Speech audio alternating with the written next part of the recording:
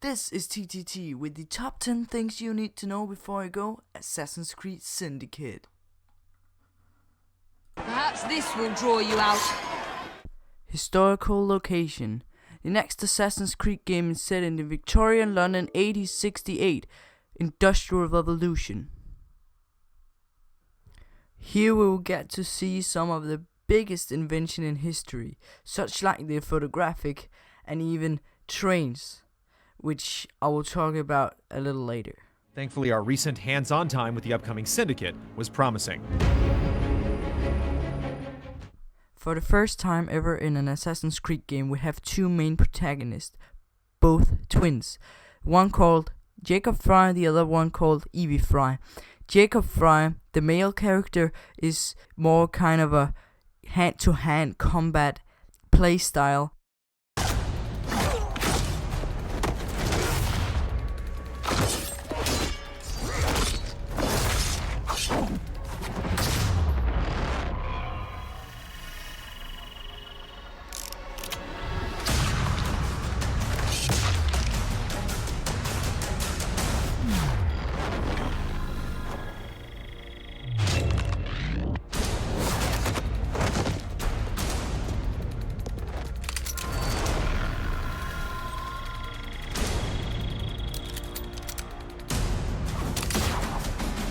While Evie Fry is an stealth kind of approach style. You will though be able to switch freely between them in the free roam mode, while in single player or historical mode you need to play as both of them or one of them.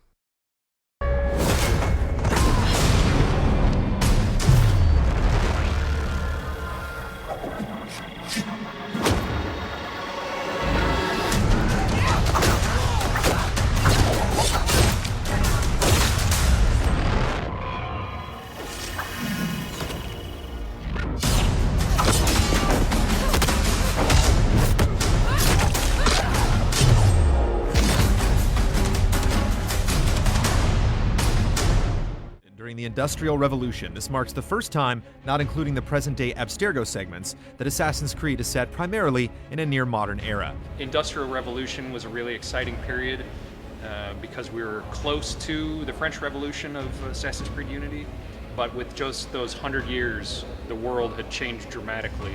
Steam trains, stagecoaches, and more powerful weaponry are appropriately associated with the time.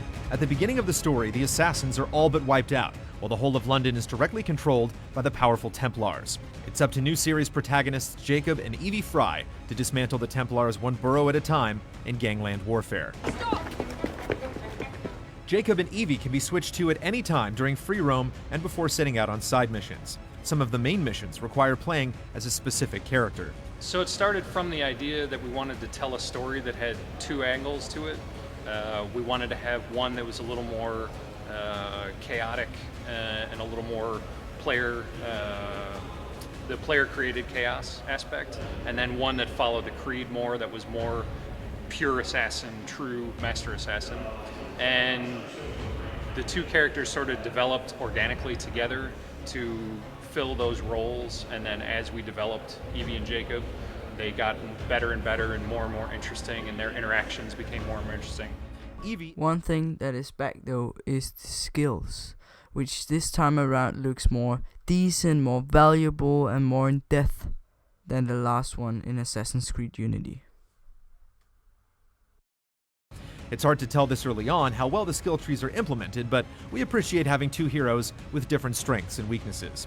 It also helps emphasize each of their personalities throughout the story. Weapons and gadgets. We have already spoken a lot about the variety of Jacob and Evie Fry's combat playstyle, but we haven't talked much about the weapons and the gadgets, because we will get to see new pistols, new swords, new firearms, but we also got ourselves a new gadget, which is the rope launcher, which this time around you will still be able to climb roofs and buildings, but you will also be able to use the rope launcher to traverse very quickly and easier up at up at walls and across London. Carriages. This will be the first time AC would have done something similar to GTA. You can hop on and throw your opponent off. Trampling people to death, but there's still an amusing diversion from climbing on buildings. Kidnapping. For the first time ever, you're not forced to kill your target. You can now kidnap him or her, even though some missions you will actually get rewards for not killing. Famous buildings. Who wouldn't like to climb the Tower of London and London Eye? Cause this is a thing you can do in the new Assassin's Creed game. And it's going to be completely awesome. London is a vast and beautiful place, knowing how different each location feels has us itching to explore the rest of the city, a feeling we haven't had since sailing the open seas as Edward Kenway. It wouldn't be an Assassin's Creed game without some famous persons, and in this frame we can actually see Jacob accidentally bumping into Charles Dickens, who was a famous author at that time. London back from Templar control with the help of a few supporting characters like Charles Dickens and your own personal gang of rooks. You can recruit gang members on the street. The Rooks. This will be the name of Jacob's idea for a gang, while the other twin, Evie, wants to work alone and thinks that it is a stupid idea.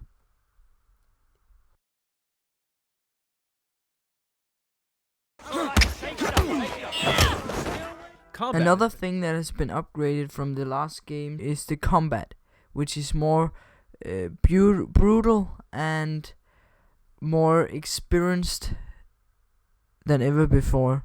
You need to be really careful when you are going into a fight, both when you are attacking and when you are countering. And it's here we will get to see the difference between Jacob and Evie Fry, how they interact with or how they fight in fights.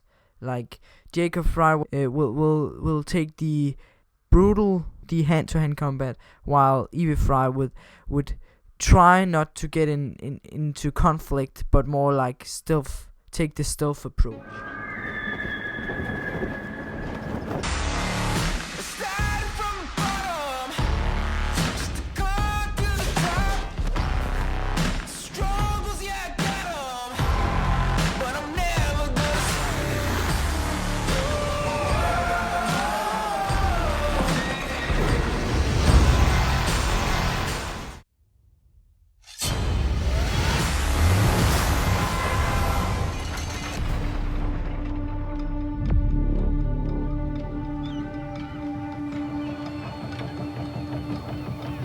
It's a bloody marvelous time to be alive. An age of invention. So many clever blokes dreaming up impossible machines, sorting away more gold than Queen Victoria herself.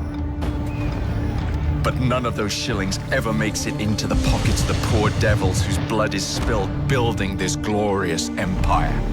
The working class sleepwalks through life, unaware of the machine that drives them. Let's wake them up then, shall we?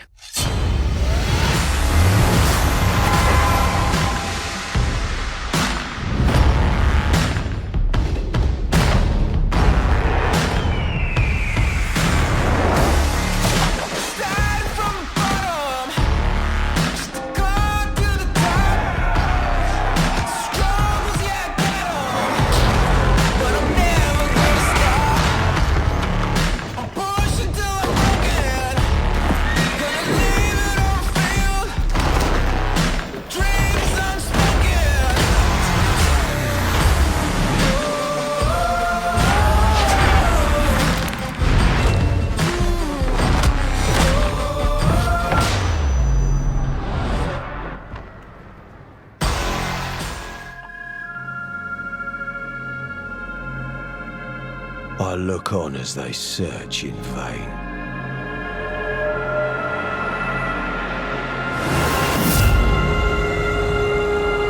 The last job was such a beauty.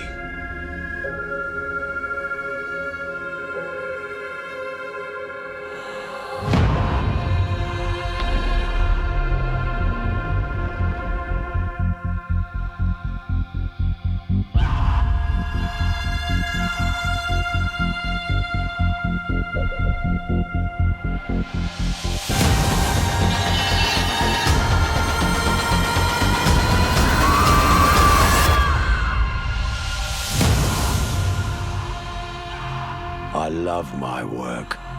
Thank you all so much for watching, and I will see you next time on TTT.